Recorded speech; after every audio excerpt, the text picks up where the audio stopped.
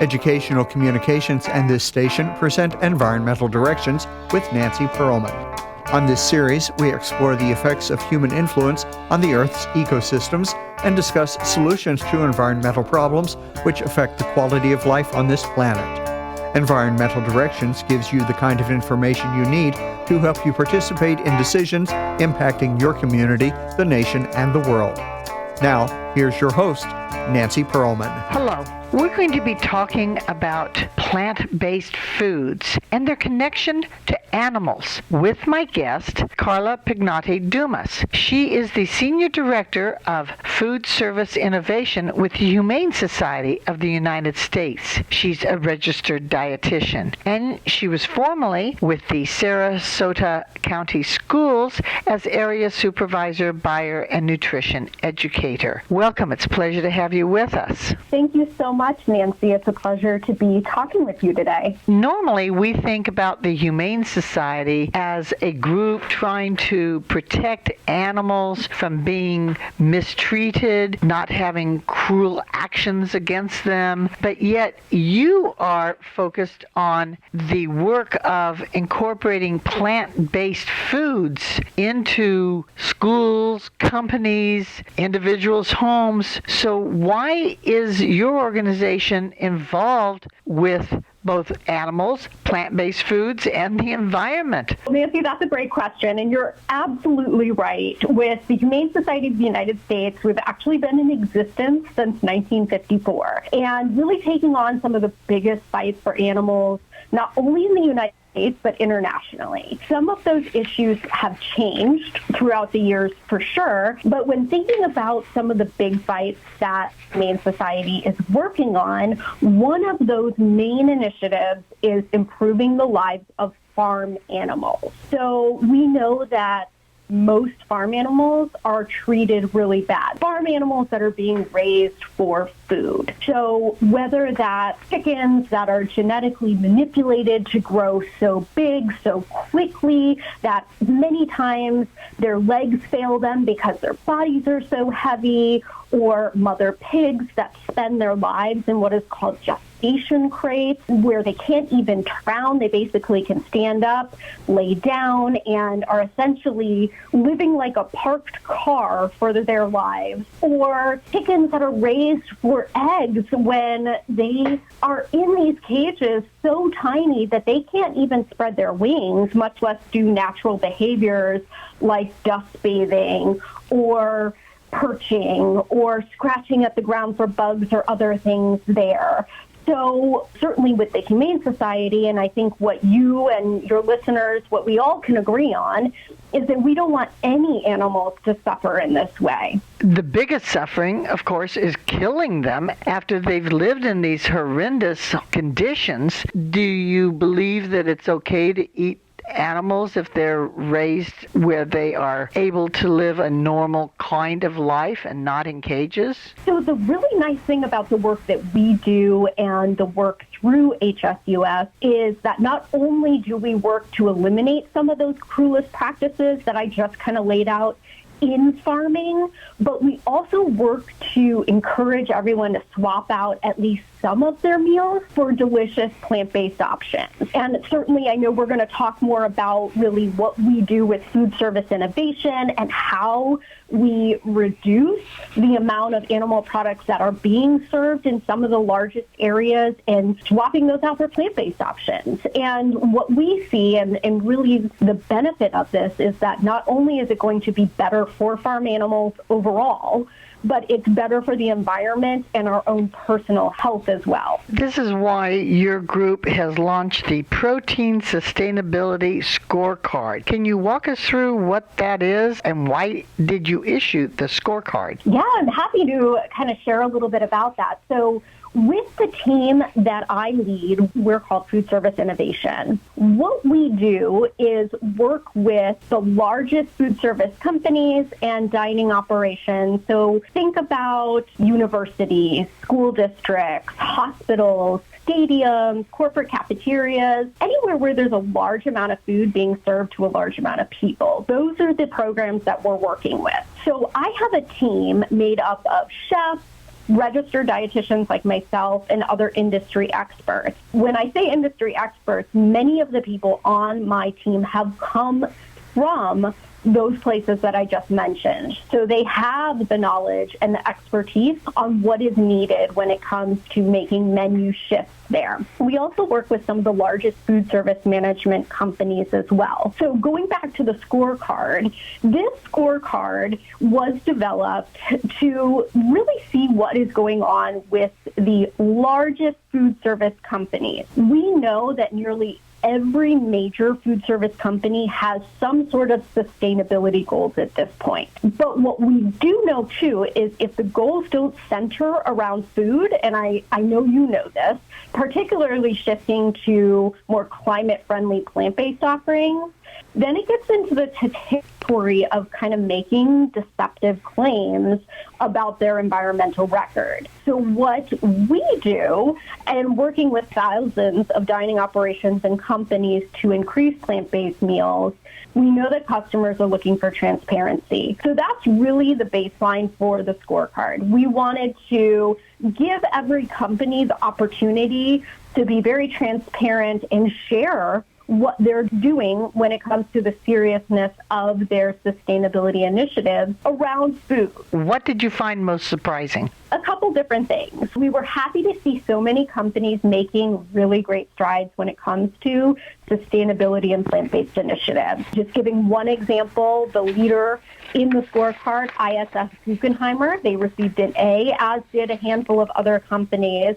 But Guggenheimer has the most ambitious climate-friendly pledge. So in working with these companies, some of those goals look like at least 50% of menu offerings will be plant-based by 2025. So Guggenheimer went a step further and pledged 55% of all of what they offer on menus will be plant-based by 2025. Another really great example is Sodexo, so one of the largest companies. They have a goal really centered around their largest sector, which is universities. Just to give you an example of what they found through internal analysis, they concluded that at least 70% of the company's carbon footprint was related to animal-based food purchases. So that is a testament to why these plant-based goals are so important when it comes to sustainability initiatives. So Sodexo has not only the goals, but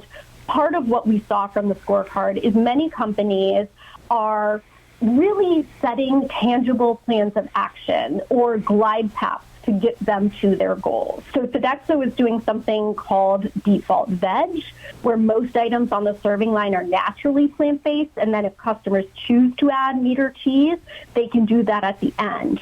We're working with them, our chefs, on a large-scale culinary training program to equip their food service staff with the skills and the marketing to make sure that these plant-based options are successful. One really interesting quote that came from one of the most recent trainings with Sodexo was at a university where they said the food, the plant-based food that was featured, was hands down the best I've ever had on a college campus. Those were all really good, positive surprises. I would say one other surprise that we noticed most was that Compass Group, which is another one of those large companies, doesn't actually have a plant-based pledge. And what we know with these companies is that they're very competitive. Certainly, it doesn't look good for some of these larger companies to not have these commitments here. One really exciting thing that we're going to see just from the success of the scorecard is we're going to be releasing updated scorecard results and data on an annual basis. So I anticipate we're going to see more and more companies making similar commitments. This is wonderful information to have, and it's so important. I have for decades attended many luncheons and dinners for organizations and events, and when I asked for a vegetarian dish decades ago, it used to be just take off the meat and put down another scoop of mashed potatoes. But now the options are so tasty and so interesting that the people eating the meat say, oh, I wish I'd ordered that vegetarian dish. Absolutely. Honestly, the work that we do with these companies, and to speak to what you're saying, Nancy, is we want the food to be delicious for everyone, not just those that consider themselves vegetarian or vegan. So in the development that our chefs do for these companies, it's really focusing on ingredients that are going to be easily accessible, also really mindful of labor and the amount of time that these food service operators have to even prepare these hundreds or oftentimes thousands of meals that they need to prepare at one time. So we certainly want it to be delicious and appealing to everyone that comes into the dining operation or cafeteria. Fortunately now, so many vegan and vegetarian options are available to purchase that you don't have to spend forever cooking some dish, especially for people like me who hate to cook. I can now obtain items and bring them home. It's wonderful. But for those who do like to cook, you do provide some very tasteful plant-based recipes. How do they find out about those? Yes, I can tell you, well, as someone that does enjoy cooking, and also I have the benefit of working with extremely talented chefs, so I gain access to many delicious recipes and take full advantage of that. But like you said, everyone can also take advantage of that. We certainly have recipes that are available more scaled to institutional dining, so we're talking about 50 to 100 servings, so that's not necessarily something that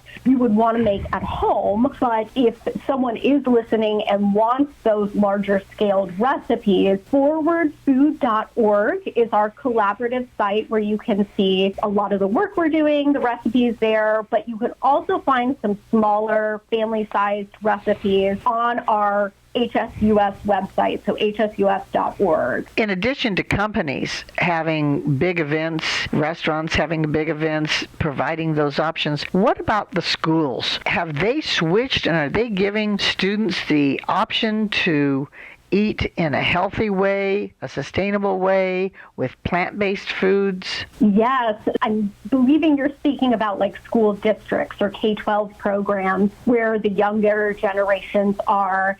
And what we are seeing is that the demand, as well as what's being served when it comes to plant-based, is being seen across the board, even in school systems. So as you mentioned, before I joined HSUS, I worked for over a decade with one of the largest school districts in Florida. And at that time, we were even making changes like adding a Meatless Monday initiative back then. But we're seeing school districts go above and beyond when it comes to adding more plant-based options. On our scorecard, we had 2 K-12 companies receive A's on their scorecard this year. And they're proof that any school or school district can certainly do this and be successful with it.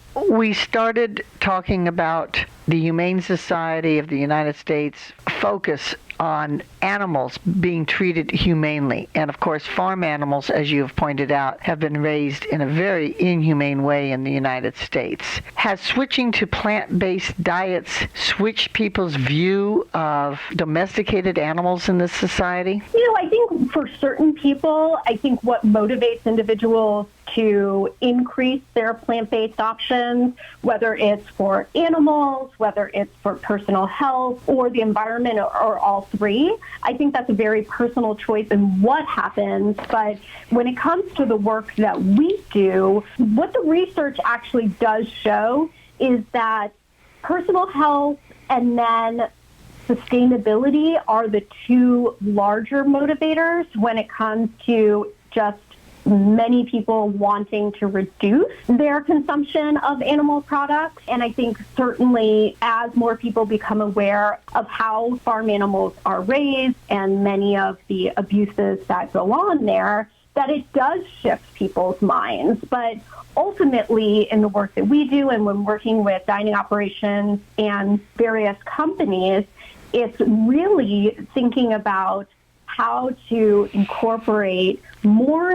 really delicious food. And they're seeing customers demanding more of these options as well. The Humane Society of the United States has focused on domesticated animals, farm animals, whether it's the animals that we have as companion pets or animals that people eat. What about wildlife? Do we have to worry about their diet? Do we have to make sure that we don't pollute the natural ecosystem so that the wildlife's not eating animals with lead in them or with pesticides? Within the Humane Society of the United States, there are many issues around wildlife that are a high priority, and many of the things you mentioned are being addressed within the organization. I'd like to thank you so very much for caring about the animals, caring about our diets.